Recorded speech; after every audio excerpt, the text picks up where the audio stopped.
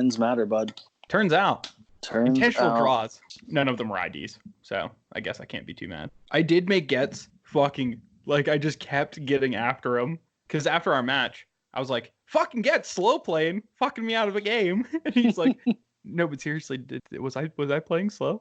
No, guys. I was like, no, dude, you're totally fine. I'm just fucking with you. It's fun to just fuck with you a lot of the time. And then the rest of the fucking day, I kept going back to him and be like, fuck you, Gets. If you didn't slow play, I would have one more fucking win. You're such a piece of shit. I like Gets. I like Gets a lot. It's just super fun to fuck with. Oh my god, he's easily like one of the nicest people on the planet. He's so easy to fuck with, though. It's so easy. I remember we were talking, be like, if you were a better actor, you could be meaner. Did you hear me say? Yes. Yeah, I was like... He's like, I need to be mean. He's like, you need to be a better actor before you're allowed to be. Yeah, so yeah, the person who is an actual actor and like plays and shit just can't act mean. I thought it was funny. He's the ginger brute. He is the ginger brute, man. Except for he's not a brute in the slightest. But he's super ginger. Yes. Yeah. Not so much brute, extra ginger. Super ginger. He's like 5% brute and like 95% ginger. What is up, you $5 wild slashes? Welcome back to another episode of the Fetch and Shock podcast. I am your host, 12th place, Tyler, and joining me as always is 10th place, Matt. Matt, what is going on, my man? Living the embarrassment of riches. Embarrassment of riches? What, the 10th place embarrassment of riches? No, staring at cards, trying to figure shit out. Oh, you're just looking at your future, your cardboard future. My cardboard future is pretty set. It's You're the actually immediate just future is like looking at tarot cards. Yeah. Like the one that psychics use. That's what you're doing with your future. Shh. Don't flip over the death one, dude. Yeah, don't flip over the death card. There you go. This is actually the Fetch and Shock tarot card podcast. Yeah, the fucking psychic. I'm assuming you can just like buy those online. Like Amazon probably just has them. Probably. I would be shocked if they didn't. If I cared enough, I would jump on right now and look, but I don't. But I might care like enough either. They're like, I feel like they're larger than normal cards. Yeah, they're not like magic cards. They're like probably like 4x6. But if you maybe like 3x5. It wouldn't be hard to find. Just fucking go online. Yeah, you're right. But like, I'm just saying, or if I could find them in like a reasonable size that fit into like a deck box, how cool would it be using like the Death Tarot card for like a poison counter? Baller. You could honestly just cut it down. You probably could. Yeah, scissors do exist. But then the witches get you.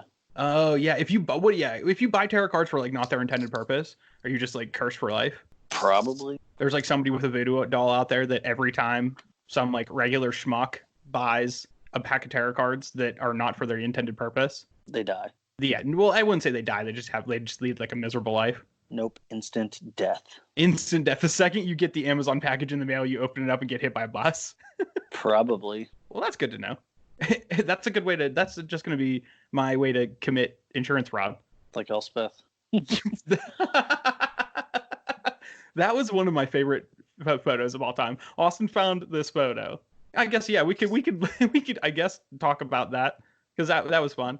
It was hilarious. Yeah, our buddy Austin found a photo, and it is the card like Elspeth like escapes death or something, the new enchantment. But they took out all of the text, and on the top it just says Elspeth commits insurance fraud, and it says die for the first chapter, question mark for the second chapter, and profit for the last one. For the third one, since she died and came back. It's hilarious. Every time I saw that, because he showed me like multiple times throughout this last weekend, every time he fucking showed me, I immediately in my head started playing the Always Sunny in Philadelphia theme song. Because it's just like, that seems like the gang commits insurance fraud. Yeah. Like, that's what it seems like it should be. Or when Mac and Charlie are pretending to be dead. That's exactly it. Oh, no, that is the same episode. Yes. Yeah, that one's fucking hilarious. God damn. Now we're the Fetch and Shock Always Sunny in Philadelphia podcast. I'm actually cool with that. I fucking love Always Sunny. Yeah, it's a hell of a good show. I go through it occasionally and just rewatch it all. I need to go back and just watch like early episodes. Like the Dennis system, I don't think I've ever laughed hard. Dennis. The best part about that is when Frank is like, yeah, I usually just drop a wad of hundreds with a Magnum dong. Yeah. Sorry, I dropped my monster condom for my Magnum dong.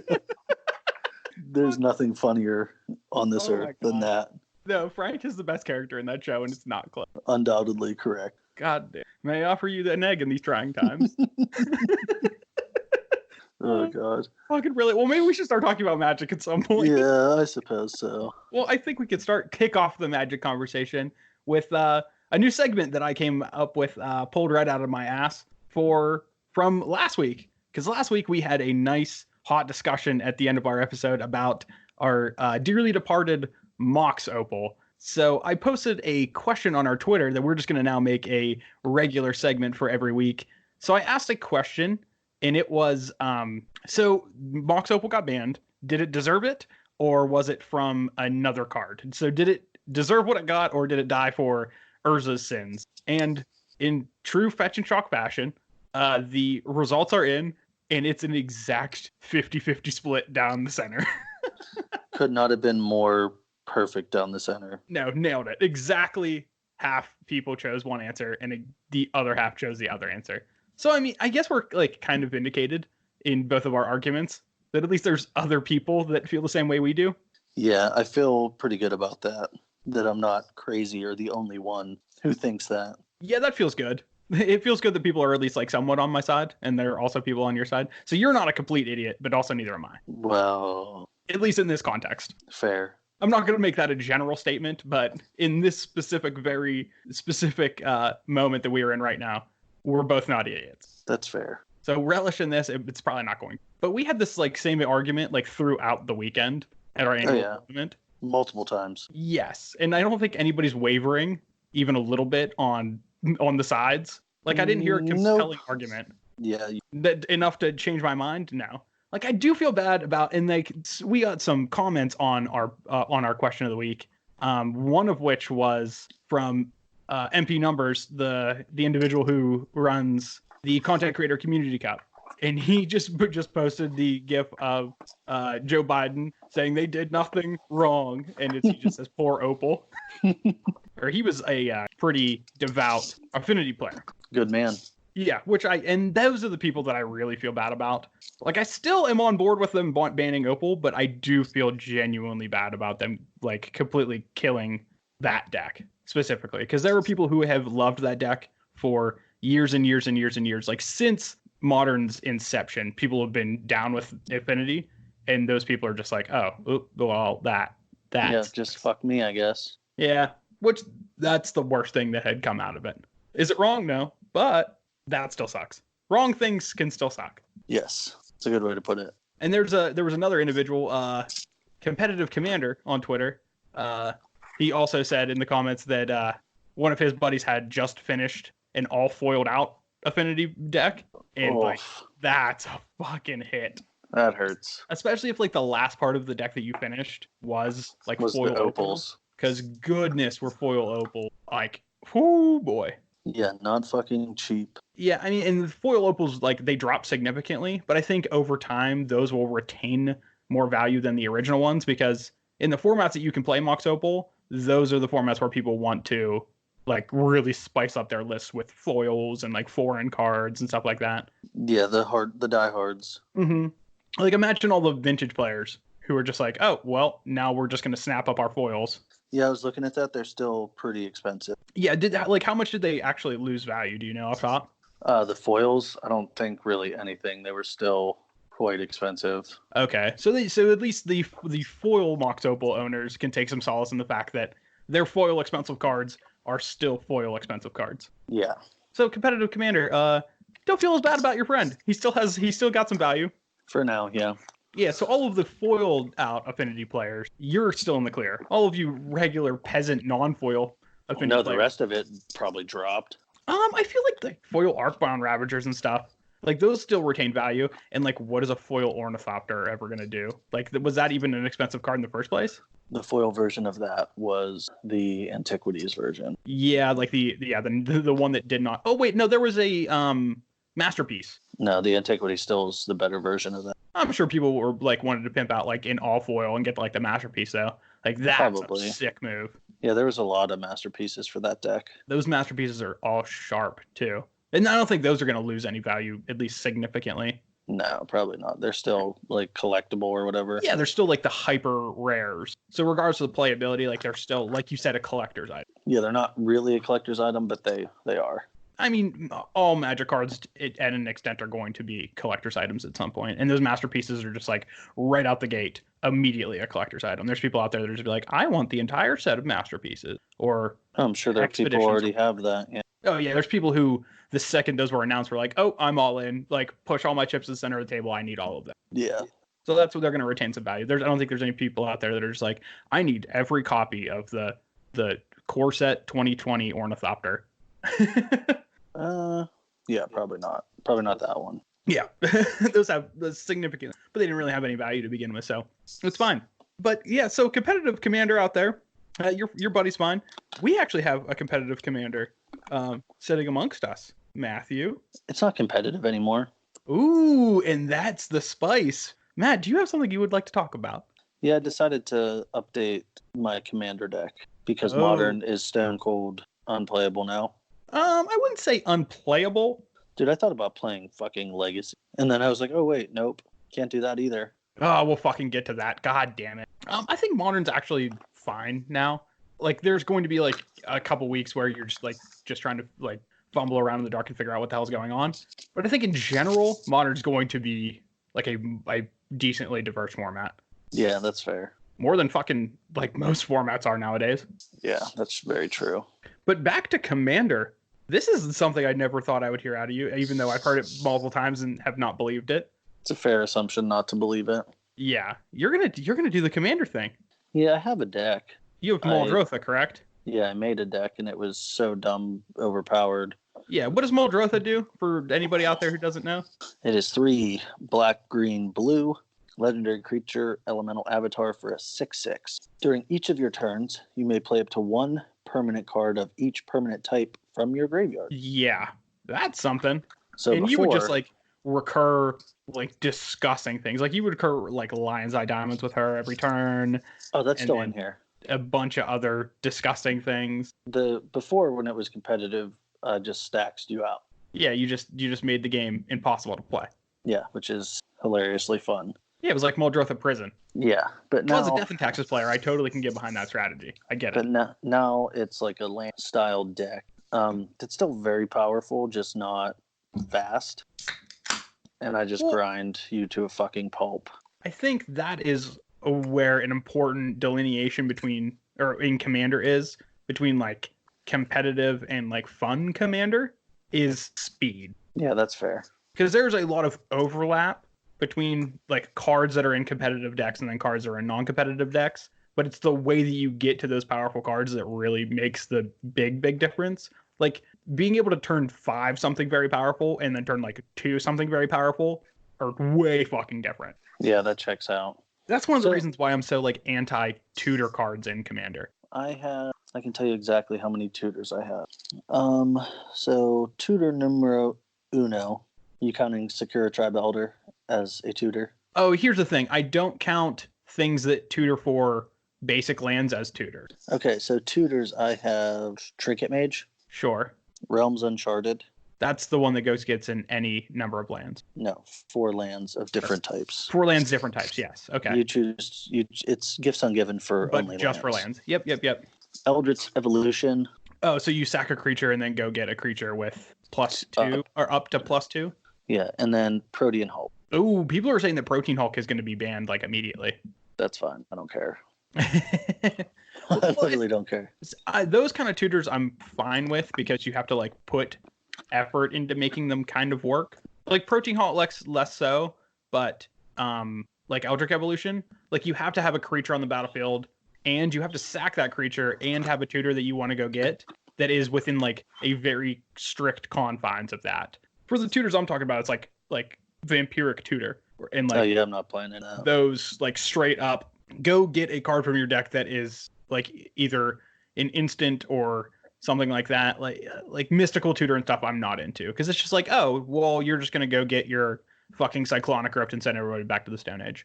That's no fun. So I do have one infinite combo but it is 4 cards. Oh, so 5, it's super convoluted. 5 cards. So it's Muldrotha, Lion's Eye Diamond, Animate Dead, Phantasmal Image, and Villainous Wealth. Oh, I like that. And I can only kill one person at a time with that. That's fun. So you make infinite mana with Lion's Eye Diamond, Muldrotha. And then just get them with Villainous Wealth. Yeah. Well, there's also a chance that whoever you target with Villainous Wealth just has something that could just end the game on the spot, too. Also true. I wouldn't put it past them. And generally you win if you have someone else's entire deck. So you can play their whole thing without paying the mana cost. So what made you make the decision to go, you know what, Commander? Muldrotha. No, I'm talking about this revision of the Commander, because I knew you already had Muldrotha as your Commander before. Oh, because Modern sucks currently. Oh, that was the deciding factor? That was the deciding factor. Because I know at the annual this weekend, which we will get to momentarily, we did play a game of Commander. You actually sat down and played a game of Casual Commander. I did. I actually won. And we had a blast. Yeah, it was fun. Yeah, our friend of the podcast, Dirk, was playing like Naya creatures. Austin was playing his 4-color Cascade deck. I was playing the bread and butter, Simic, go get lots of lands. And then you were playing like Jeskai spells. Jeskai control, yeah. Mm-hmm. And like Dirk just goes off one turn and goes and gets a Craterhoof Behemoth and swings at Austin and puts him down to 4. And then the very next turn, I copied his Craterhoof Behemoth and then killed Dirk. Yes. That was a highlight of the weekend for sure. And then Austin killed you, and then I killed Austin with a 1. That's usually how Commander games end. It's like there's only one of 2 ways. One person kills everybody immediately, or something happens that makes one person need to die immediately, and then one person decides to kill that person. So then another person decides to kill the person that killed that person, and then the last person in that turn cycle gets to kill the second to last person, and that's who wins the game. See, my deck stops all of that. I keep everyone at nothing, including myself. Everybody gets to have nothing. Also, I have nothing. I do take a ridiculous amount of game actions. Like I just added Uro, Titan of Nature's Wrath. Ooh. So that's fancy. That's a spicy meatball. That's some new spice from our good friend Theros. Yes. And I really just want to play cards like Greater Good. Ooh, Greater Good is fun. What is that? You sacrifice a creature and you draw cards equal to its toughness or power? Power that discards 3. And then discard 3. Cool. That's pretty good, especially in Muldrotha, because of the discard. Yeah. I also just added a Windgrace's Judgment. What is that? 3 black-green instant for any number of opponents, destroy target non-land permanent that player controls. Oh, I like that. Yeah, I mean, spicy. I don't like it because that's going to hose me, but I like the card. It often comes down to me being able to recur Pernicious Deed over and over and over. Yo, Pernicious Deed is something. Oh boy, that sounds less fun. I did also have the Mycus the Unhallowed, but I don't have the other thing that used to combo with it. I think it was Ballista. I don't know what that card does. 3 black, 5/5 legendary zombie cleric. Intimidate. Whenever a human deals damage to you, destroy it. Other non-human creatures you control have +1/+1 and have Undying. So yeah, it was Ballista that just lets you infinitely ping everything. Ah, I know a card that does that. Fucking Heliod, my fucking boy! Oh no, it wasn't Ballista. It was something else. I think it was the 6-drop. It was the 6-drop. That one, whatever that one is. But I was just trying to make some cuts and update it because this deck is super fun to play. The only issue is I can casually make a 20/20 like turn 3. Oh yeah, that's Merit Lage is a card. Yeah, Field of the Dead was the other thing I added. The bane of my existence, Field of the Dead. Because lands are something you can play from the graveyard. Turns out you can just continue to do the things that make you do the things. And it seems like Commander's a perfect fit for that card, especially if you're not in a monocolored deck. Even if you are, you could probably still turn it on pretty easy. That's very true. Yeah, I kind of like that play to that. So at some point, I need some Commander nonsense to say, hey, that's too powerful. Hey, too much. Stop that. Yeah, cut it out. Don't do that. One of those. Yeah, just hey, you don't. And I was contemplating making a new one. The new Saheeli, not new anymore, but the Saheeli Planeswalker that lets you cast something for X less, where X is the number of artifacts. Oh, that's a pre-con Saheeli, right? Yeah, it's real strong. She's sweet. And I was like, that seems a bit much. Well, there's also a chance that in the coming months, we're going to get a lot of new Commander shit. that could just totally make you want to dive into a new commander deck too. Like I need to start building my online commander deck in paper. I just like have not got around to it quite yet. But once I do get around to it, I cannot wait to play that in paper. It is such a fucking shit show. Oh, that Chaos one. Yep, mono red Chaos with Norin the Wary as my commander, who does actual nothing. Actual, factual, nada. Mm-hmm. The deck has one win condition in it, and that's it. Purphoros? Nope, not even playing Purphoros. Seems not right, but okay. Well, no, that's the point. I don't want to have... Yeah. The only win condition I want in the entire deck is like my Concessions. other... No, it's my other people's things. I just want to somehow acquire somebody else's things and then win that way. A little shared fate action. Yeah, kind of like Shared Fate, except for there's no blue. But yeah, you get the point. Yeah. The only actual factual win condition in my deck is Chance Encountered. Don't know what that does. Chance Encounter is 2 and 2 red, and whenever I flip a coin, I put a luck counter on Chance Encounter, and my upkeep, if I have 10 or more luck counters on it, I win the game. Oh, sure, why not? Yep, that's the only win condition in the deck. Everything else is just to fuck things up. That's it. Oh, the other thing, I also made my Pioneer deck finally. What are you playing in Pioneer? I'll give you a guess. There are 3 win conditions in the deck, 2 of which are 5-drop to fairy. Oh, it sounds like a little bit of blue-white control. A little bit of blue-white control. Hey, ain't nothing wrong with a little bit of blue-white control there, bud. I do like that deck. And I think Pioneer's actually...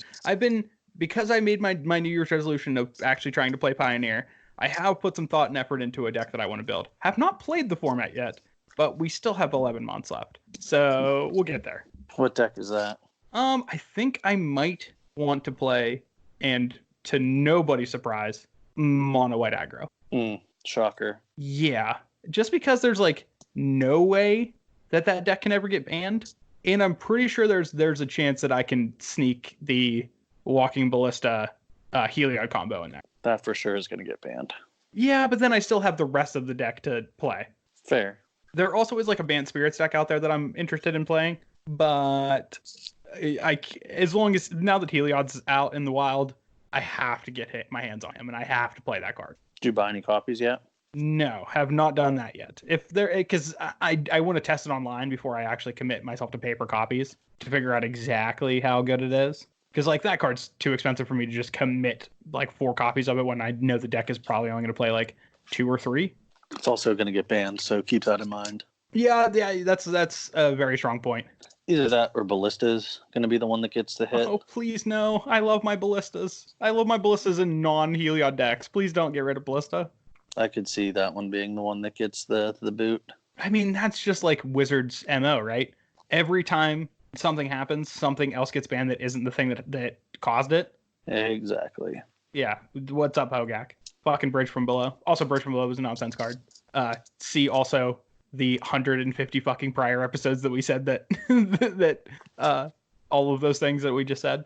Yeah, that sounds about right. Fucking Christ. Well, you didn't open any packs, or you didn't open any Heliods this past weekend, did you? I did not. Oh, you fucking loser. Well, you know what we did do this weekend, besides opening Heliods? Drafted a whole bunch of magical cards. Yeah, we opened up a lot of packs. So this weekend was our annual, like, Evansburg local tournament. So Evansburg is just a shitty little town in the middle of Pennsylvania that you've never heard of before until right now.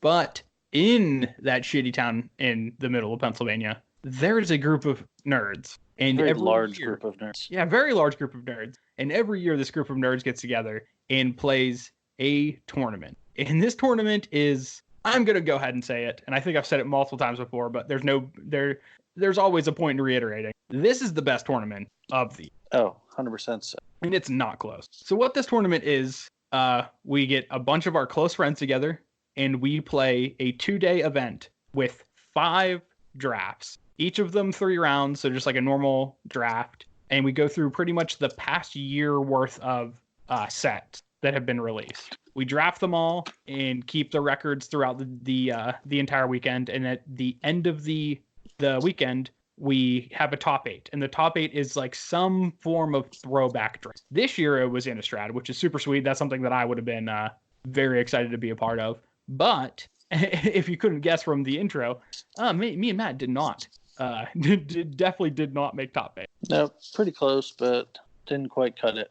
Yeah, close but no cigar. So let's why don't we start off with the very first draft, which was Core Set 2020. Yeah, so what did you end up doing and what deck did you draft? Yeah, I think this is a good way to do it. Let's just talk about like the basic strategy for each draft that we had, and then any notable moments that happened throughout that draft. I started out the weekend in quite possibly one of my favorite archetypes of all time, which is Blue-White Flyers. My first couple packs were very, very good with Blue-White Flyers, and then inconspicuously in the middle of pack 2, Blue-White Flyers just stopped floating around the table.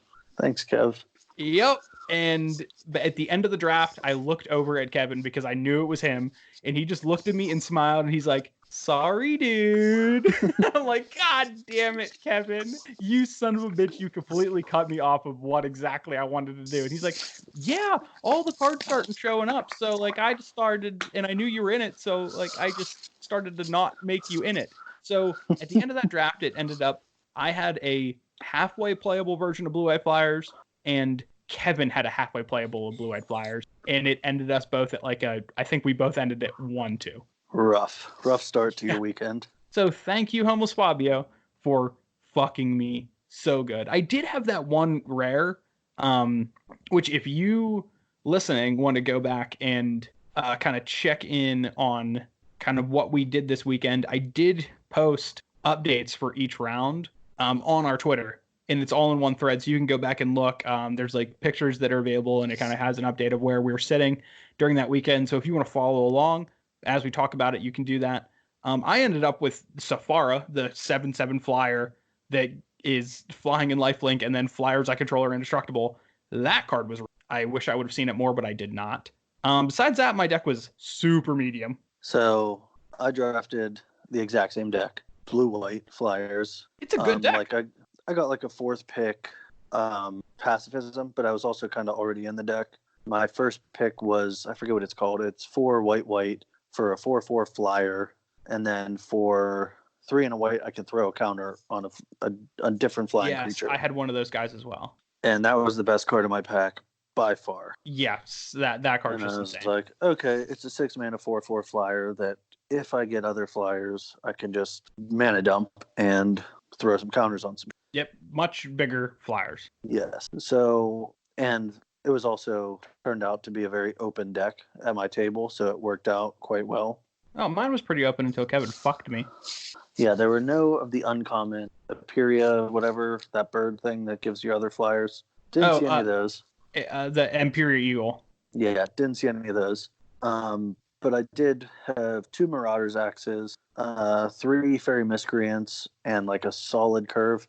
I also had 3 Pacifisms, which should not ever happen. And then pack 3, pick 2, I got past Cavalier of Gales, and I was like, all right, yep. That's the mythic rare blue one. Yep, that's pretty good. Yeah, it was really good. Turns out that a 5-mana 5/5 flyer that brainstorm. Hell yeah, pretty good. That's okay. What did you end that draft at? 2-1. Any cool moments like during the draft that are worth mentioning? Yeah, I smacked Austin around. He played on curve a turn 3 Rotting Regisaur. Oh, that's the 3-mana. What is it, like 5/5? 7/6. Oh, 3-mana 7/6 that you discard your card in your upkeep, or discard your hand in your upkeep. Discard a card from your hand during your upkeep. A card, yep. So I proceeded on my turn 3 to play Pacifism, followed by the 1/1 flash dude that for 4 mana I can draw a card. 1/1 flying flash. Oh yeah. 3 and a blue, draw a card. The uncommon. I just chipped in as he was discarding his hand until I started just going ham with that dude. That's insane.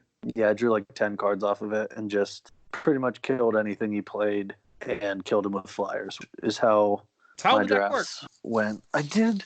Who did I lose to? I don't remember. But thankfully, I have my notes. Oh, look at that. Mr. Prepared. I love it. So I actually lost to Jonathan. I don't remember what he was playing. I just remember losing. We just went to 3 games. Yeah, I forget what he was playing, but I lost to him, and then I beat Austin in round 3. Yeah, that seems okay. So I was 2-1 to finish M20. That's not bad.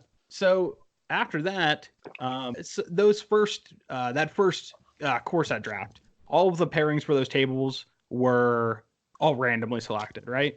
Yep. So after that, we took all of the records and then paired our draft tables accordingly. And the way that the draft tables they were seeded. Yeah, they were seeded. So the top table had 8 players. The number 2 table had 8 players. And then the 4th and 3rd tables had 6 players, because that's just the number that we were working with. And the last table, so table 4, obviously the people with the worst records, we do this thing every year where it's called the Battle of the Basement, which is convenient because the last table is sitting in the center of the basement. And every win that you accrue at that table for each draft throughout the weekend earns you a point in the Battle of the Basement. And whoever at the end of the weekend has the most wins at the basement table wins like a special additional prize, which is this year it was a bunch of random assorted packs, one of which was an Innistrad pack, which is sick. And then one of the like a pre-con commander deck, and one of them was like a commander deck worth like $150. Yeah, with Teferi's protection, a bunch of other shit in there. Yeah, so there is value even like throughout this entire tournament, which is so sick. Yeah, so draft number 2, obviously it's based off seed. Yeah, what table did you end up landing at? I was at table 2 again, being 2-1.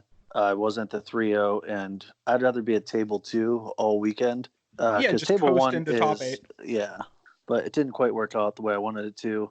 Same here, bud. Yeah, the second draft was triple Ravnica. Yep.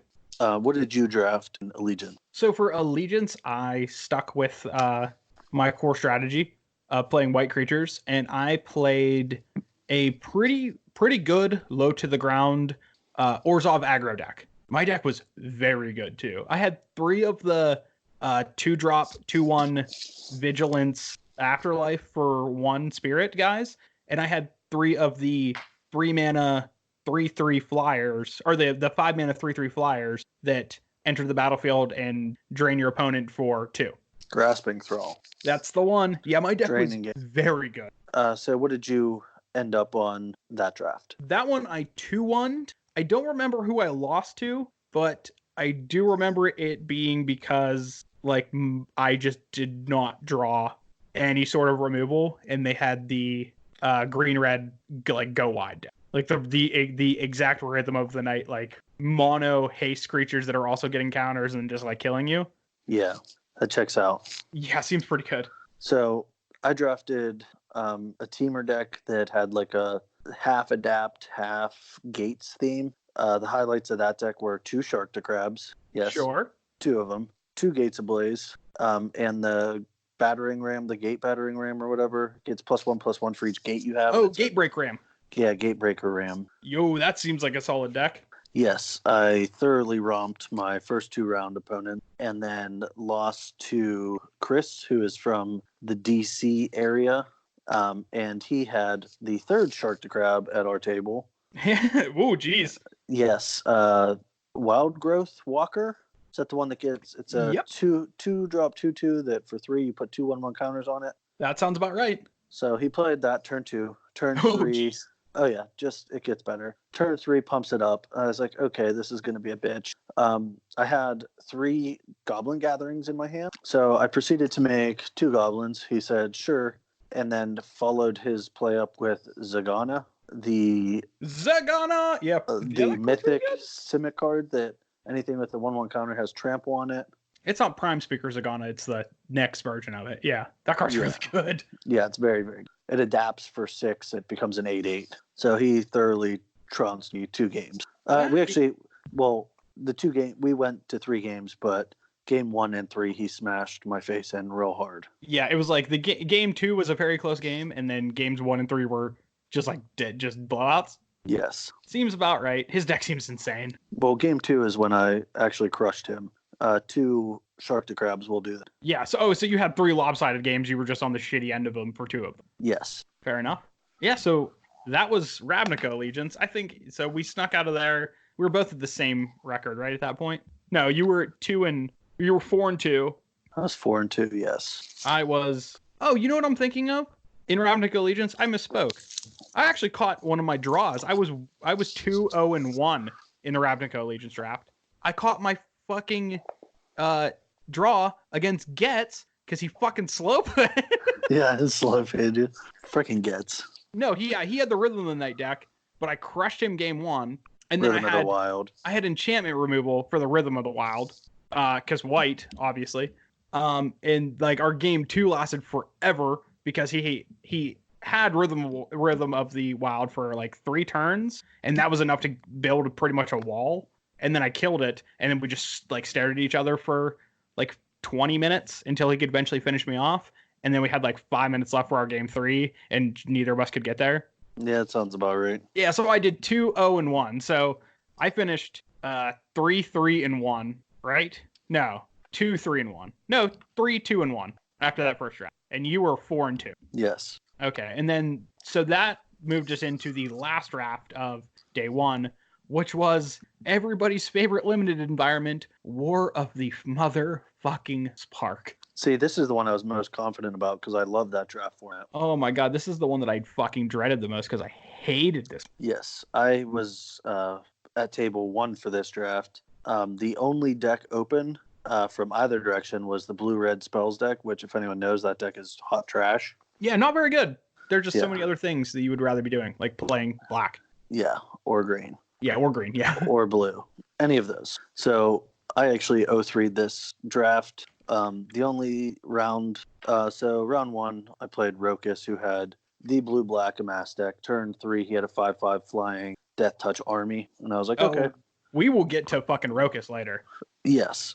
So I got thoroughly trounced that fucking round. The second round, I lost Rob Beatty playing. Well, I didn't lose to Beatty. I lost Nissa's Arcbow, or whatever the fuck that card is. Yeah, Nissa's Arcbow, the one that for X and tap it and discard a card, you can look at the top X cards of your library and then put a creature with convert mana cost X from among them onto the or less. Or less. Yeah, X or less. Yeah. So I had stabilized the board round 1. I had 2 of the 3/5 dudes who, for 4, they become unblockable.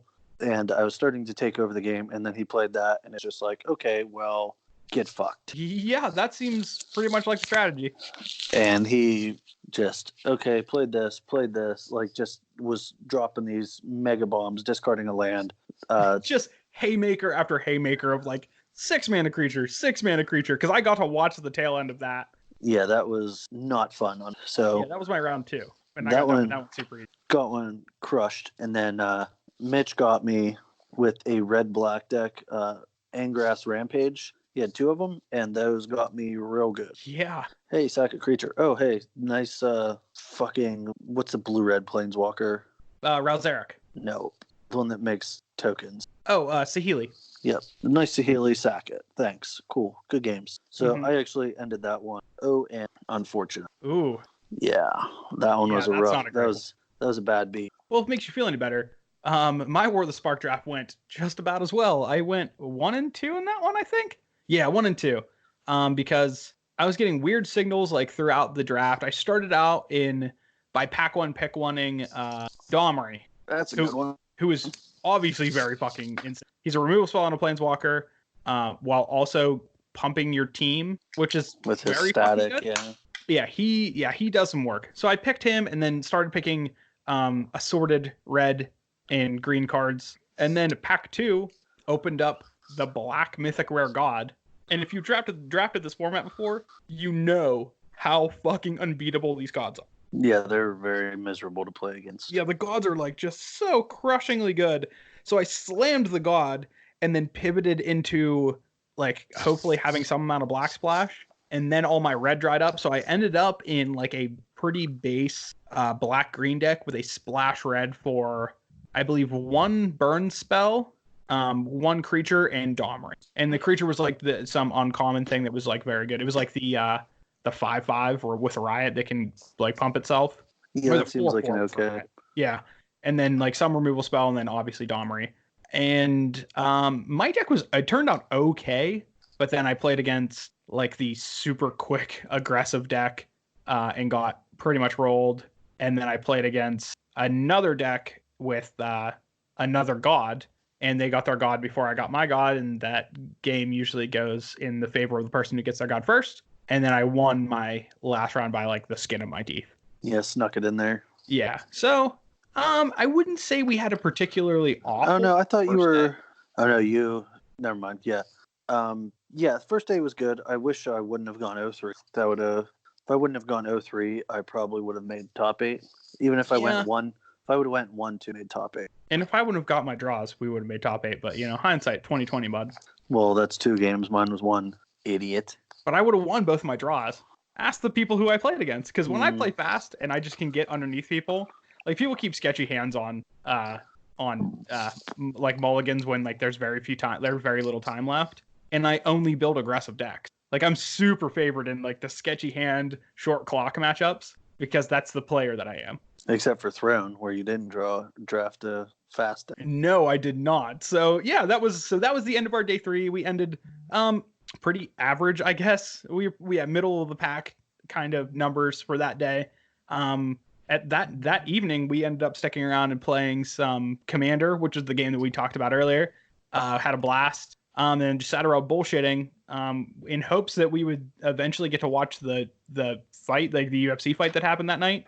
And then we couldn't get it on the TV, and it also didn't end up actually starting until like 11:30. And at that point, I was already like well at home in my bed. Yeah, I still streamed it. I watched it, the whole 45 seconds of it. Oh yeah, see, I went home and I like finally dug it up and watched it. And like you said, yeah, it was like 40 seconds, and it was like the most miserable experience of my life. Yeah, not a good fight. Yeah, it spent me more time to find it than to, Yeah, which was fucking annoying.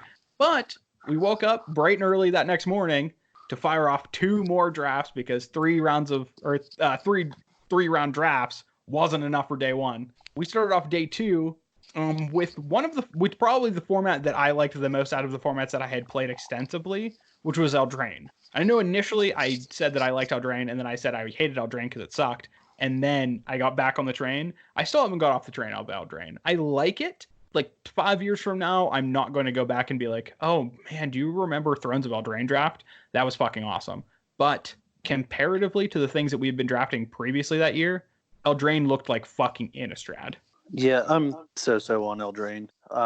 We actually played each other round 1. Yeah, our Eldraine drafts, both of us. Yeah, so we ended up in the same pod for round 4 because our records were middling at very best. And our both of our drafts went really fucking good. Yeah, we both had insane decks. Yeah, our decks were fucking. Got mana fucked twice. Yeah, and round 1, proceeded- you and me, the grudge match, the fetch and shock grudge match. Proceeded to get lumped around by you. Just drawing. I'm not gonna lie, drawing super poorly. You were playing like a blue-black control deck. Oh, I had like the quintessential blue-black control deck. I had a million fucking removal spells, and I had just ways to slow the game down to an absolute halt. Yes, and I played black-green, a little bit of food synergy, but the highlight was getting in early and then finishing off strong. I had 2 of the 4/2 haste knights that when I gain life, I can return it to my hand from the graveyard. Yeah, that card's pretty good. Yeah. So I got smacked around by you, and then Felt I good, man. proceeded to win my next 4 games in a row without really breaking a sweat once. And Which actually, feels really good. 2 of those 4 games, I killed my opponent on turn 5. That feels really good. Yeah, turns out attacking for 4 on turn 2. Yeah, pretty that- good. Stupid equipment that comes down and gives a creature +1 or +2/+1, and when it enters the battlefield, you just attach it to a non-human. That's Yeah, disgusting. Yeah, people don't take that very highly, and it's No, that really good. card's nuts. And people are like, "Oh, well, it costs 5 to equip." I'm like, "Nope, it is Nope. first free to equip, and then later on, then it costs 5." Yeah, and by the time that they remove like your shitty 2-drop creature that have just chunked them for 8, One drop. I had enough 1 drops. That's why I would always turn 1 Ginger Brute, turn 2 that on Ginger Brute, and then like another 1 drop that when it attacks or blocks, it gets +1/+1 for. Yeah. So I can chunk, yeah. Yeah, That's but yeah, what- by the time they remove your shitty 1-drop creature that had that thing on it, it's already paid its dividends and like equip cost because it chunked them for like 12. Yeah, pretty close to it. Yeah, that card's pretty good. And my last match, I was playing a guy named Jared, and he's like waffling on his hand, and I saw my hand, I was like, "Oh, you're fucked, bud." Like, it's just, I was like, you're getting clocked real good. and he had, I forget what he did. It really didn't matter. He could have killed 3 of my, he still was dead. But He could have played like actual fucking Wrath of God, and it would have been like, oh, yeah, here's 8 power. The next turn, good luck, bud. Sack this food, get these 2 4/2 hasters back. Yeah, so we both had very good decks. How did you end up? Ended up 2-1. How did your Eldraine draft? My Eldraine draft was fucking awesome. The deck, at least, was great. My deck was insane. Like, I played against you, and you saw the power level of it because you were playing like a reasonably paced deck. And Eldraine, notoriously a slower format. The next 2 rounds, I played against the decks that had 3 copies each of Ginger Brute, and then proceeded to die to multiple Ginger Brutes kicking my fucking teeth down my throat. Yeah, that'll happen. Yeah, so I had the perfect control deck, and then died to my worst matchup. So that kind of summed up my weekend pretty well through my Eldraine draft of just getting the perfect deck handed to me and then dying because of it. There's a reason that deck got handed to you, bud. Oh, I think that deck's very good. It's just like there were so many aggressive decks around the table. You just lose to Ginger Brute. Oh, I just died to Ginger Brute. And who would have thought there would have been like 7 to 9 Ginger Brutes floating around the table? There were 8 copies of Ginger Brute at our table. No, there were 9 because somebody wasn't even playing one. Well, that's a mistake. They made a mistake. Yeah. There were 9 because the person next to me was in like not the food deck. It was like the black. Jared, yeah, he was playing black-green. Well, he was also playing black-green. Yep. And he was not playing a Ginger Brute because I don't know. It's literally free to play. Yeah, it's pretty good. Yeah, so I went a nice, comfortable 1 and 2 with that. That was super fun. No, you did not. You went 1-1-1. Oh, that was another draw. That was your second draw, yeah. Oh, that's right. Oh, see, you have notes. I am completely forgetting my notes. It wasn't the Ravnica Allegiance draft that I drew against Getz. I beat Getz in the Ravnica Allegiance draft. I tied with Getz in the Eldraine draft. That's what it was. Yeah. Oh, yeah. Fuck yeah. So I screwed up. It was my Eldraine draft that I ended up playing against Getz because game 1 lasted 35 minutes and I milled him out. Yes. And then he Ginger Brewed me. Yeah, in game 3, you guys started with like a minute left. Yep. That's exactly what happened. Yeah, thank you for the fucking reminder. I was like, if anyone's going to win this game, it's going to be Getz, just because you can't win that fast. No, and then I ended up playing super aggressive, like kept a hand of like predominantly creatures, and got him down to fucking 4 life on my turn 5, and then lost. Yeah. Or not lost, but drew. You know what I mean? Yeah. So that was infinitely fucking infuriating. Yeah, and then our last draft of the last non-top 8 draft of the weekend was actually Theros Beyond Death. Fuck yeah, bud. Hold on, give me a second. Let me go grab a beer. We will now have a short intermission. Loser. Stupid nerd. I hope you hear this whenever you're editing. Silly little toothless bitch. Hope your tooth never comes back. He gone. Dumb little stupid ass. Okay, we're back. We back. What kind of shit did you talk about me while I was gone? Good bit.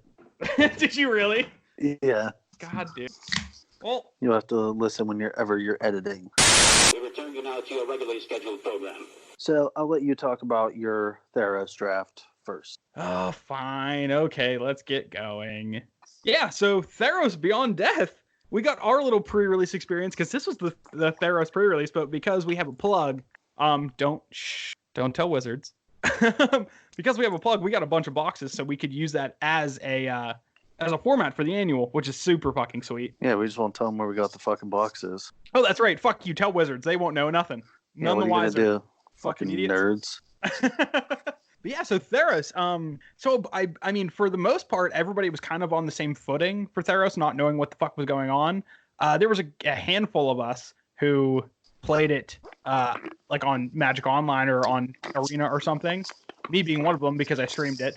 So shout out to Fetch and Shock. Go to Twitter or you go to Twitch, Fetch and Shock, and watch me stream Magic because I'm gonna start doing that more because it's fun. But yeah, we did a Theros draft, and my Theros draft was fucking awesome. And that like 5 drafts that I did on stream really paid some dividends. My deck was wild. So what did you draft? I drafted a little bit of green, white, like aura and enchantment themed deck. And I had like disgusting rares because people were passing me gold. I had the like bronze hide lion, the green white 3/3 that can get indestructible for a green and a white. I had Teresha the 3/3 who, when it attacks you, untap a creature, make it a 4/4 indestructible. And I had Elspeth Escapes Death, which just pretty much reads kill your opponent on it.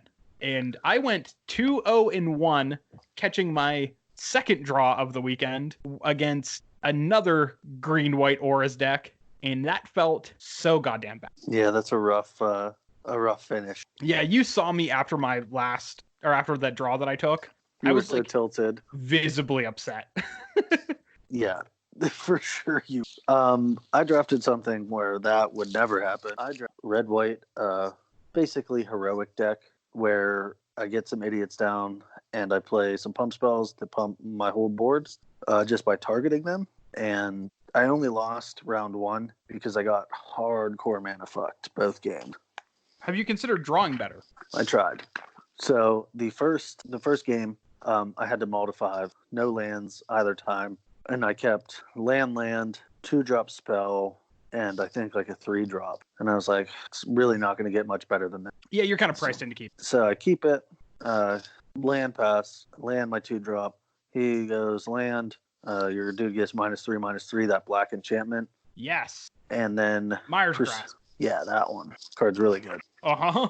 And then played the Lionfish, the 2/1 Lionfish that he plays a spell on my turn, tap something or untap something. Yeah, that card's pretty good. Tap my dude down 2 turns in a row, just chipping in for damage. And then he passes. I was like, all right, he probably has either the blue enchantment to draw cards, or he flashes in a 3/2 dude and they trade, which I'm fine with that. Yeah, sure. You'll take that.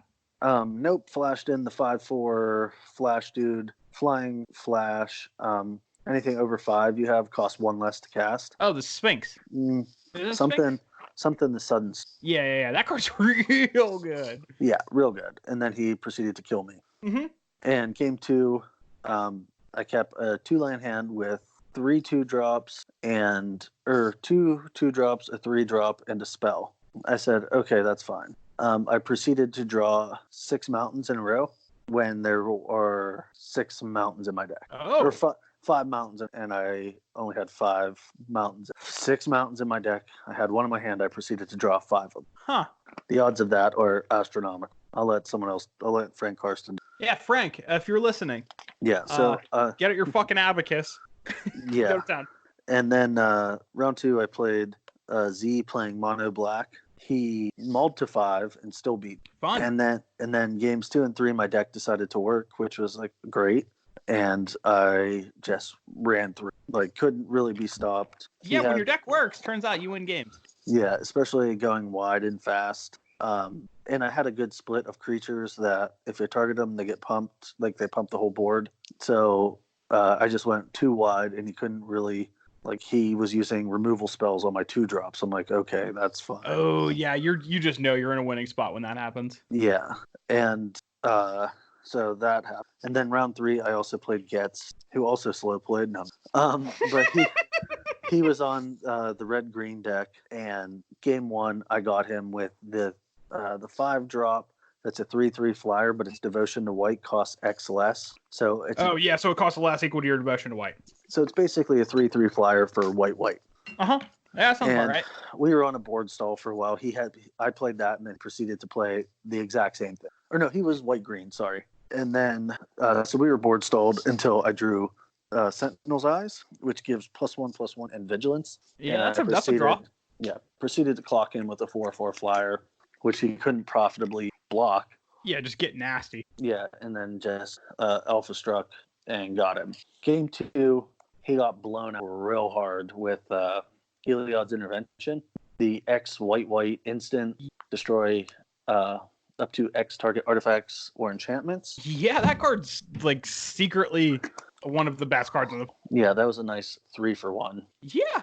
And then I just proceeded to finish him off. Once that happened, I was like, okay, you really can't come back from that. Yeah. Because I was like, how many cards left in your hand? He's like, 1. I said, yep, kill this, and this. You're dead.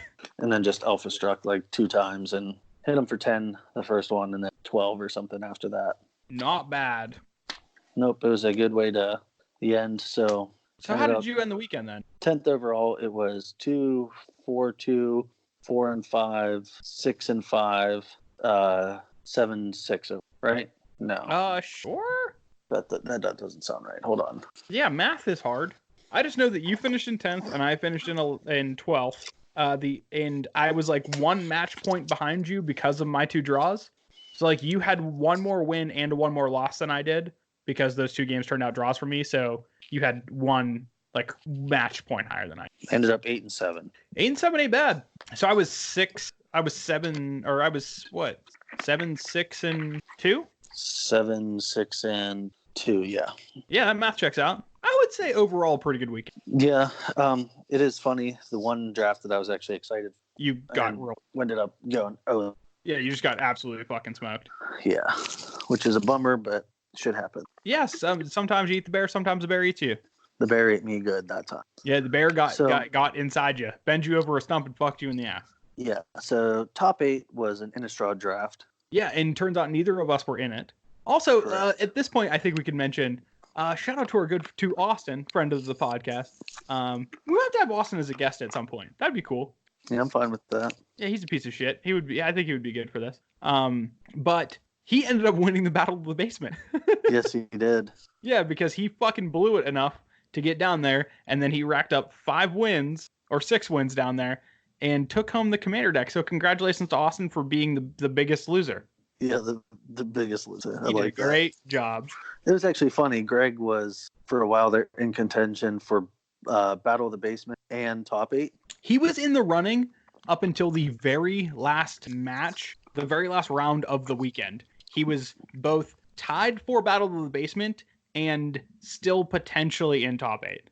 Yes. That's amazing to me. What an electric weekend if somebody he can be the biggest loser and also somehow slide into top 8. Yeah, it's hilarious. Fucking amazing. I love it. Yes, but like you said, so our top 8 draft was Innistrad this year, and a whole host of very, very good players from around the world were sitting at our top table drafting quite possibly one of the greatest formats of all time. Yes. And we got a backseat drafter look at a lot of the decks. Like you were bouncing in and out watching Kevin draft and our friend Beatty draft. And Mitch. Yeah, and Mitch. And I was kind of bouncing around the table watching a couple different people draft. And it was like very evident almost right out of the gate who was going to like win this all. Yeah. Yeah, and it was our friend Rokas who was in, to no one's surprise, Red Black Vamp. Yeah, and he pack one picked one Olivia Voldaren and never looked back. Yeah. Which Olivia is like just an unbeatable card. And then just kept getting passed. Like I watched almost his like entire pack, or end of his pack 2, beginning of his pack 3 is what I watched. And all of it was just like straight gasoline for his deck. And at one point he picked up his pile of cards and looked at it, and I was like, and he like turned back and looked at me and just smiled, and I'm like, God damn it, dude. Oh my God, this is going to be a fucking murder. Which it ended up being. So. Yeah. The morbid triggers were placed on the stack every time that he played. See what I did there? I see what you did there. That was slick, right? Because morbid when something dies, and a murder, something dies. You see what I did? Yes. But yeah, he ended up taking down the whole thing. So congratulations to Rokas. What, 2-time winner, right? 2-time winner. Yeah, this was his, not in a row, but his 2nd-time winner. Yeah, so he got to take home the coveted Evansburg Annual Trophy that he now has to get engraved. And he won 4 Beta Lightning Bolts. And 4 Beta Bolts. Yeah, 4 beautiful Beta Lightning Bolts. Have gone downhill for no one's fault other than old-ass cards going way up in price. That is definitely something. But like the prize structure this year, so for anybody out there, if you want to make the trip into the Evansburg Annual next year, reach out to us on Twitter at fetch_shock, and we will 1000% accommodate. Yeah, come on out. I mean, we would fucking love to get more people to this annual thing, dude. Because then that just increases prize pool, and that means we can just crush fellow listeners of the podcast and just steal their money. Yeah, you're freak. It's anywhere from 120 to 150, depending on what the prizes are. Yeah, pretty much. But like that also includes like your packs for the weekend. Yes, so you get just a blast. It's super fun. Yeah, there's never a weekend like this, and this year was the first year that, like, after the top 8 was done, like, a lot of people didn't just immediately leave, or when the top 8 started, people didn't just immediately leave. We fired another draft downstairs. I didn't want to be a part of it because it was fucking what's the artifact set? Kaladesh. Yeah, it was Aether Revolt. Aether Revolt and Kaladesh. So people were fired that off downstairs. And our good friend Beef, friend of the podcast, he fucking actually opened up a expedition, extra planar lens. Not an expedition, a masterpiece. Masterpiece. There, thank you. Yeah. Yeah, he got like a walking ballista and a masterpiece, and like just like went off. Yeah, that'll happen. Seems okay. But yeah, Seems so like a we good had a pull. crowned champion, and our good friend Austin was the Battle of the Basement champion, and Beef got some sweet fucking cards from his packs. Oh wait, we didn't get to talk about our winnings from. Yeah, I guess not. What did you end up taking home? Because every single person who plays in this event got a prize of some sort. We finished at least in like respectable spots. So we got Ben Bucks. cash vouchers. We got Ben Bucks, Ben- which is one of our friends who just has a incredibly large collection of packs and singles. And he just selected cards that you could take out of a binder for whatever determined amount of Ben Bucks that this was. So you got 25, I got 20. Yeah, I ended up getting a Prismatic Vista and an Engineered Explosion. Pretty solid pulls. I ended up getting a Nykthos Shrine to Nyx and a Dark Slick Shores. So just expanding that mana base. Hashtag Pioneer. Yeah, fuck yeah, Pioneer. I mean, until it gets banned in Pioneer, then I'm shit out of luck. But for the time being, Until then. I'm a rich Woo! man. Yeah. We're off to the races, baby. All right, dude. Any other closing thoughts for the annual this year? It's always fun. Get to see some of those guys only at the annual, so that's always fun. Yeah, literally once a year is when we get to see a decent portion. Yeah. Especially because like people get older and like they're moving away. Like people traveled here from, like you said, Washington, D.C. People traveled here from New York, like yourself. From all over like the East Coast, pretty much. People are coming in just to play this event, and it is a blast. Super fun. It's always over the weekend before MLK Monday. Yeah, so we get the extended weekend. Yeah. Super fun. It's always a good time. I always say this, but I'm to prep farther out than like 3 weeks next year, so that should help. I mean, that seems to be the reoccurring trend, right? Like last year, I was like, oh, I'm going to prepare and we're going to be all good. And then I played none of these draft formats because all these draft formats sucked. The good thing is next year's first draft is probably going to be like Theros, right? No, it'll be the set after Theros, probably. Ah, fuck. No. Yeah, it'll be Theros. It'll be Theros, yeah, because Ravnica Allegiance was the final draft of last year. Yeah. M20 was the sealed for last year, and this year we didn't do a sealed. Thank fucking everything. Thank God. Yeah, so I'm looking forward to next year, and hopefully this year we have some better limited formats, so we can at least be somewhat engaged in the draft instead of just drinking all weekend. Yes. I'm A-okay with that. Yeah, I'm fine with that. I have no issues whatsoever. All right, so that was our Evansburg annual tournament report. Now let's move on to something that other people can actually get behind. They released the formats for the second and third quarter of the Grand Prix schedule. Yes, they did. Yeah, so we finally have some formats for the rest of this year for, I guess, Grand Prix Magic Fest. Sorry. Gotta make sure we're using the correct term here. Yeah, Magic Fest. So I crunched the numbers before the podcast started, and from now from the beginning of the year until early August, there are 6 standard Grand Prix, 7 modern Grand Prix, 6 Pioneer Grand Prix, 7 limited Grand Prix, including 1 team limited Grand Prix, which we'll talk about, and the big subject at hand, 0, count them 0 limited Grand Prix. Thus far, yeah. Okay, yeah, you genuinely do have to make that a qualifier, because we don't have from August 14th to December 18th. So that's roughly like 10, 15 GPs. on a slightly better note, the World Championships there's a draft portion. Oh, did they announce that? Yeah, I heard it. I forget who said it. I believe so, unless I'm just crazy, which is possible. So confirmed, but also not confirmed because Matt could be senile. There might be draft for the World Championships, which is a huge thing. That if they actually do a draft thing, that means I know for a fact Wizards is listening to our podcast. Yeah, that's the only way. That's the only way they could have made it makes the thing. sense. It's not all of the other people who are complaining about there not being a limited format. It's not the fact that limited has always been a part of Worlds and they should never get rid of that. It's solely because the Fetch and Shock boys said that they were upset. So they made it so we were not upset anymore. There's no other explanation. Well, Matt, is there anything that you want to say to Wizards right now that we know that they're listening?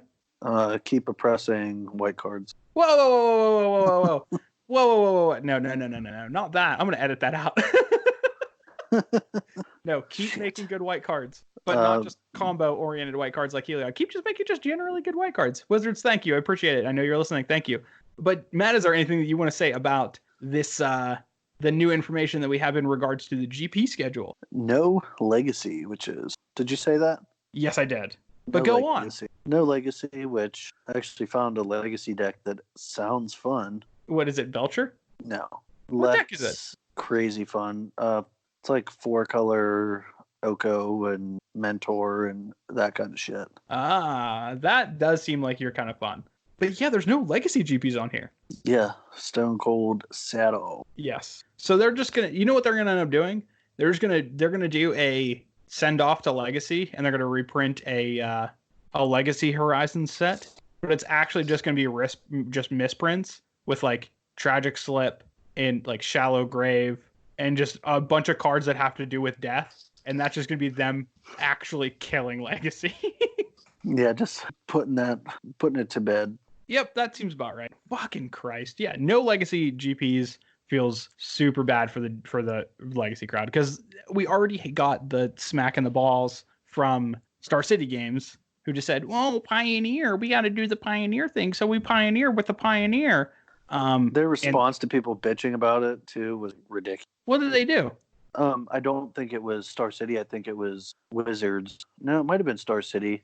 I don't remember who it was, but they basically said between card prices being like the format entry being difficult and limited space for it, we're not doing it.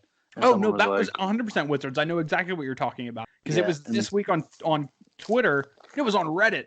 They made a response to a post that someone was just like, oh, no Legacy, that's kind of bum. And then Wizards was like, well, yeah, like you exactly just said, well, the price of entry is so high and like people like are like not inclined to play that. the turnout was the other thing. Listen, Wizards, I know you're listening because we've already covered this. You fucking moron. The Legacy GP that you gave us this year, which was over a holiday fucking weekend, was the second highest attended Grand Prix main event of 2019. If you really think not making a Legacy GP is a good move, check your numbers. Because if you want to rely on actual fucking statistic data, you're making a wrong fucking move. 100%. GP in Niagara Falls was, like I said, the second highest attended GP. The only one besides that, I think, was in fucking Seattle, the headquarters of Wizards of the Coast. And I want to say that was like a limited GP or something like that. Yeah. Or it was a GP that a bunch of shit was going on. Like, that's insane to me. Yeah, they just didn't seem to give a fuck.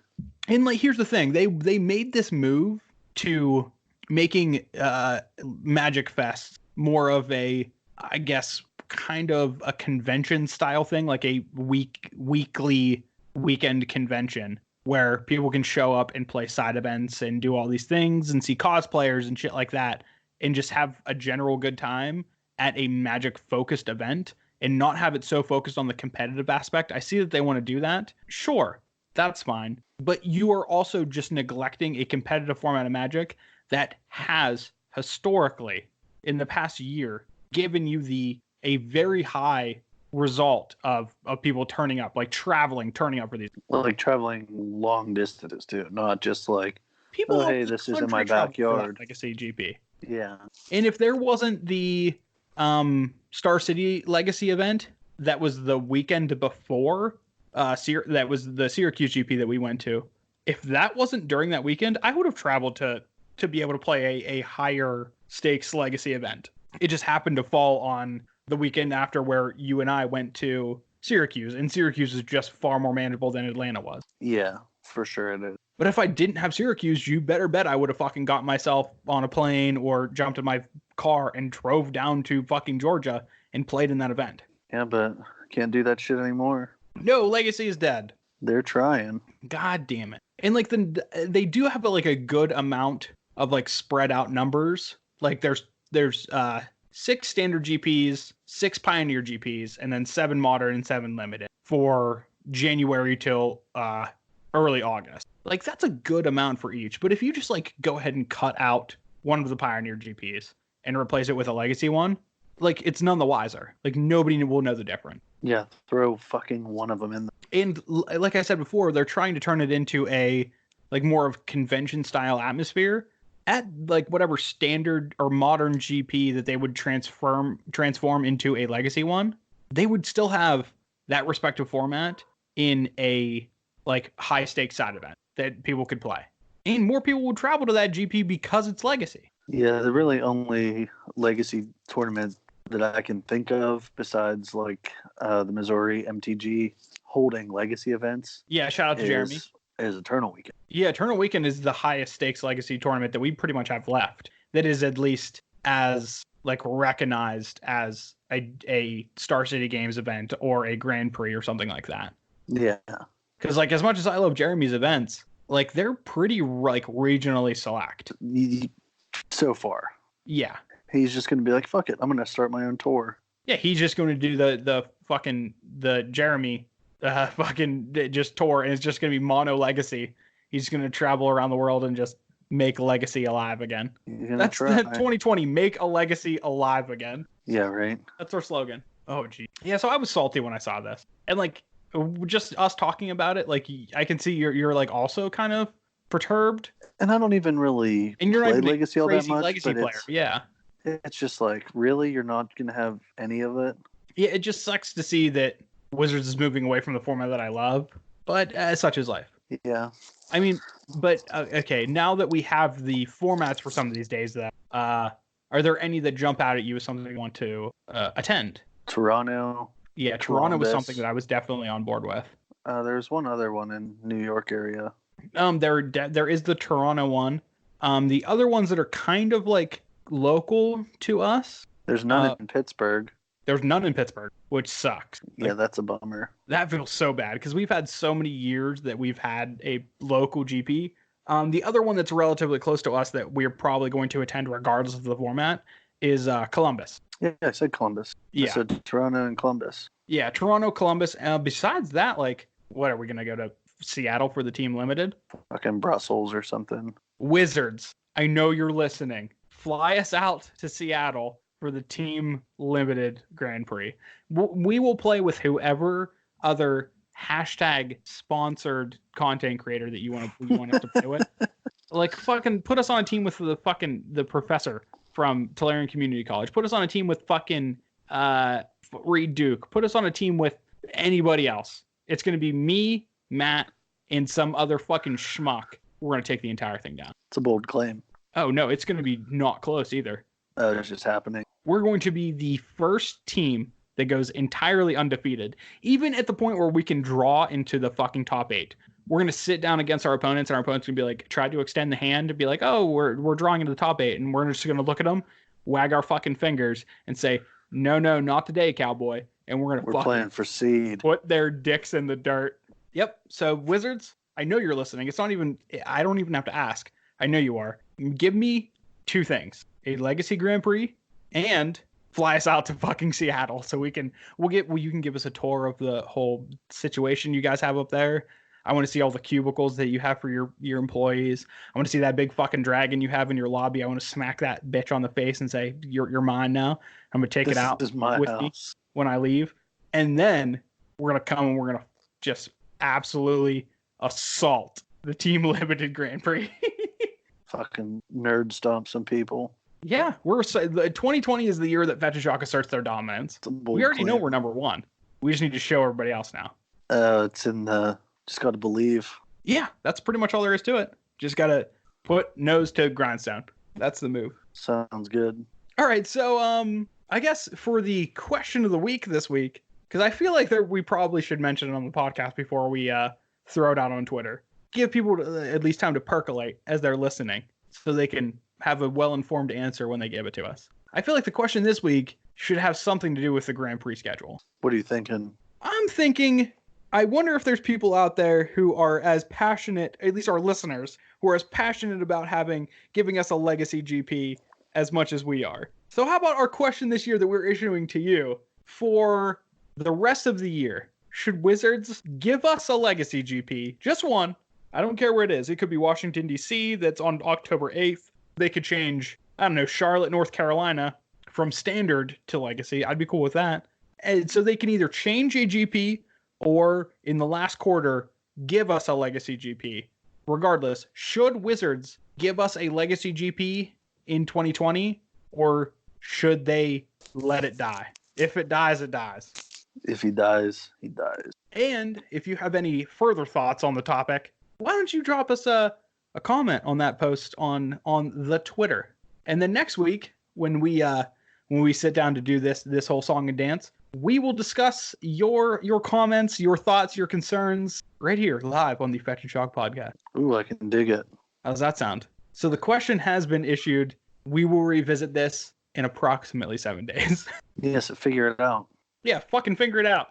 All right, Matt. Well, you know what else is left to figure out? Who's going? Accumulated knowledge. It's you, bud. It's your turn. It is my turn. You are in the hot seat this week for accumulated knowledge. Oof. Are you ready? I guess so. Good. But before we're ready, let me go ahead and explain the game. That'll So, help. accumulated knowledge, for those of you who do not know, is a game we like to play every week where we go onto the Scryfall website and we hit the random card button, and whatever pops up, we have to ask the name of the card. The other person has to give the converted or the mana cost of the card. If they get it right, they get a point. And if they do not, then they are a stupid idiot and they suck. Matt, That's you have to a get bit. 4 out That's of a 1 bit card. harsh. I mean, it's just true though. We're a harsh kind of podcast. This is Fair. dog eat dog world here at Fetch and Shock. Fair. Well, Matt, are you ready? You have to get I'm 4 out of 5. I am ready, and I get 2 hints. And you get 2 hints. I don't think you're going to need to use one for this guy. I think you're going to pretty much get this. It is mind control. Mind control. That is correct. Mind. 2 blue. No, that's control magic. This one's Ooh. I almost went with control magic, which is Let 2 me blue give blue. you a hint, Matt. The artist is Ryan That sucks. Tanko. That ain't gonna help me. It would help me, honestly. Are you I trying to think tell it's me probably knowing- something similar. that it's painted by the greatest artist in Magic history doesn't give you a hint? No, it doesn't. That is fucking blasphemy. I'm guessing it's the same thing, but probably not actual control magic. Would you like a hint? Sure. I'm gonna go 3 blue blue because control magic is 2 blue blue, and I don't think it's just a straight reprint of it. Oh, so you're saying it's the same card but different. Yeah, Is that your final answer of 3 blue blue? I think so. Yeah, Okay. Sure. Well, that is right. Yeah. That's exactly what it is. this is in Corset. It is in a fucking metric ton of core sets. That's probably why it sounds. It is in 12, 11, and 10 of the core sets. And it's on Magic Online with a different art. It's like a DCI promo card. It's all these different things. But the gist of it is Mind Control is 3 blue blue for an aura. It has enchant creature you control enchanted. Yeah, that's what I thought it did. Because it is. Yeah, you nailed that. Yeah, I thought so. Oh, I don't know if I can give this to you. No. Nice Guy Tyler is going to say, I'm not going to give this. Now I'm curious. Yeah, no, I'm going to veto this one. We're going to move to the next one. But I will tell you what it is. It is Brizella, Voice of Nightmare. That doesn't actually have a converted mana cost. You would be correct with that because it is actually a combination of Gisela, the Broken Blade, and Bruna, the Fading Light. It's those flip Yeah, cards. the 2 cards or whatever. Yeah, it's like I don't remember what the mechanic's called. It's meld. Meld. Yeah, that's what I thought it was. Yeah, so you meld the 2 angels together and you get a gross looking double angel Eldrazi. Technically, 9, I 10. think it would be 9, though. It's a 4-drop and a 5-drop, isn't it? It's a 6-drop and a 4. Oh, It's 10. so I would have got it wrong, I guess. You fucked up. All right, give me mine. Well, I mean, listen, Nice Guy Tyler, I don't want to do that to you. It's 2020. Fair. I'm turning over a new leaf. But this next one is Mistake. another fucking just easy little treat for you. It is Shrieking Affliction. This is the enchantment rack, right? I think so. I think I it's don't know. black. Is it One black, like black. 1 black mana? Yes. 1 and a black mana. No, not one and a black. It's you're right. It's 1 black. One mana. black. Yeah. You're right. It is the enchantment rack. So for 1 black, you get an enchantment that says at the beginning of each opponent's upkeep, if that player has 1 or fewer cards in their hand, they lose 3 life. Yeah, it's the rack. Only an enchantment Yes. with some different wording, but yes, So you are 2-0 at this point. You ready for the next one? I suppose so. The next one is Rank Officer. Oh, this is the zombie thing. Oh yeah. This is from Horizon. Oh, that's very presumptuous of you. No, it is. Would you like a hint? I do. Give me what it does. Ooh, so when Rank Officer enters the battlefield, you may discard a card. If you do, make a 2/2 black zombie creature. 2 exile creature loses life. Give me it, just to make sure I have the right one. For 1 and a black, you can tap it and exile a creature card from your graveyard. Each opponent loses 2 life. Yeah, this is 3 and a black. You would be correct. And it is a 3/1 creature zombie soldier. Yeah, I remember. I only know this because the pre-release, some kid played this, and I was like, sure, fucking play a card that you discard a card. Yeah, but you get a 2/2, dude. Not worth it. Fair enough. Well, you got that one. Are you ready for your 4th card? Yes. It is another fucking waffle. It is Pillage. Oh, Pillage, I believe, is 1 red. Do you know what the card does? Destroy artifact or land. I think there's some other part of that. It's from Yeah, Matt, it Alliances. can't be regenerated, you fucking idiot. Yeah, that is a waffle. Yeah, you nailed it, though. It is 1 red. From Alliance. Jeez, Pretty there's got to sure. be at least one difficult one. Oh, I honestly think you're going to get this one, too. Jeez. It is, your last card is Bloodshot Trainee. Bloodshot Trainee. Trainee. Trainee. Trainee. I think there's a good chance you get. I have no idea. Ooh, there is hope. Just think of how strong I'll be if my arms don't tear off. That's the flavor text. That's the flavor text, yeah. Good old Matthew Stewart art. Give me the what it does. So Bloodshot Trainee has tap. Bloodshot Trainee deals 4 damage to target creature.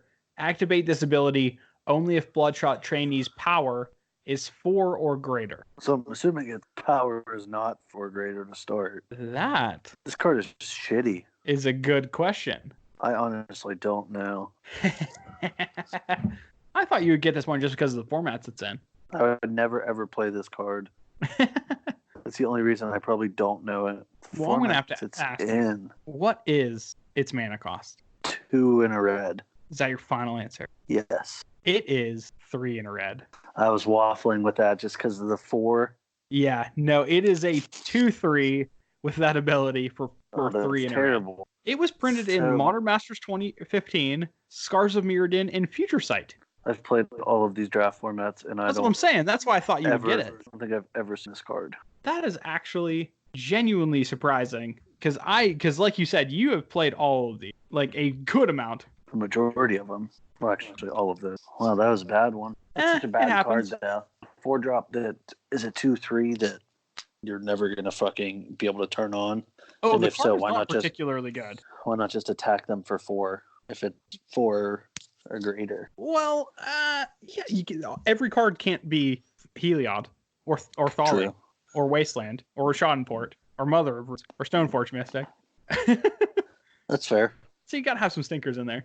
But regardless, you are the winner this year or this week. Not this year. You're Not still a this loser year. this year. But for this week specifically, you are a winner. So much for you turning over a new leaf. Oh, sorry. You're just kidding. You're a winner. You're a champion. Thanks, bud. No problem. But as a winner and a champion, you get to get our shout out this week. All right. So our shout out is Chris Tingle Plainsvaca. She is on Twitter. She is a cosplayer, and she has some pretty funny. Oh my god, her fucking tweets are legend. It's Chrissy Sprankles. She's back in the game finally. She was out of the game for a minute because she got like bullied out by like some guy. So she recently just tweeted one that was like, "I've been having such bad swamp bass recently," and it was her butt crack and then like a swamp sticking out. Yeah, it For fucking short saying, I was laughing. Yeah, that's so like hard. the best tweet ever. Yeah, I was laughing very hard because that is hilarious. Yeah, and she's also like probably the premier cosplayer in Magic. Yeah, you've probably seen her if you've ever been at a GP. Oh goodness, yeah. Like she was at I remember the first time I met her was at GP Detroit like 100 years ago. And that was the GP that they started spoiling Shadows over Innistrad. And they built like a big church thing there. And the church was actually a escape room. This is when they did cool things at GP. But No, they're just like, hey, welcome, give us your yeah, money. that time is fucking long gone. And so you could go into the escape room, and when a team completed the escape room, it gave you like a piece of a card. And then when X amount of people or X amount of teams like completed that escape room, it built an entire card like on like a little like easel outside of the church. And that card was Avacyn from Shadows over Innistrad. And then It's actually kind of awesome. the last team that completed it, they put the card up like fully outside of the thing, and then they fucking opened up the church doors and out walks fucking Sprankle as Avacyn, and it was the single coolest fucking cosplay I've ever seen in my entire life. It was that sounds pretty dope. absolutely fucking flawless. And like I like just like seeing her with her big fucking wings, like all done up, it was fucking gnarly. It was so cool. Yeah, that sounds pretty cool. Yeah, so shout out to Sprinkles. So go follow her. Like Matt said, her tweets are on a very frequent occasion very fucking funny. Most of the time, I found them to be hilarious. Yeah, and when her tweets aren't funny, the pictures of her cosplaying are fucking wild. They're like pretty sweet. actual versions of the cards brought to life, which is crazy. Yeah, she has a lot of talent for sure. Goddamn right. Yeah, I mean, not as much talent as the Fetch and Shock boys, but like she has something to strive towards. I mean, who does? Let's be honest. You're right. We are at top of Mount Talent, and everybody else is just climbing, and we just keep getting higher and higher. Yeah, ain't no catching us. No, fuck no. We're so far ahead. We got like a 3,000-yard head start, and everybody's just crawling on their stomachs trying to catch us on feet, just sprinting. Yep, sounds about right. Good luck, fellas. All right, my dude. You want to tell the people where they can find us? Yeah, if people are looking for us, I'm not going to give us our address or anything, but I will give us the Twitter handle. If you want to follow us on Twitter, you can see us at fetch_shock. If you want to follow me, I am at Basic Landbin, and if you want to follow Matt, he is at It's Bop. If you do want Tyler's address, DM me. I got you. Yeah, go to at It's Bop, and then he will just send you my address, and you can come to my house, and I don't know, I'll give you a beer or something. Yes. I'll welcome you with open arms, because that's the kind of guy I am. 2020, good guy Tyler. Yeah. If it was 2019, I would have met you with a knife or something. But now, no, a nice beverage. Sounds good to me, dog. All right, dude. Well, that's another one in the books. That it is. I guess I will see you next week around this time. Yeah, that checks out. Yeah, that's the same thing with all you suckers out there. So we will see you next week. Nerds! Peace.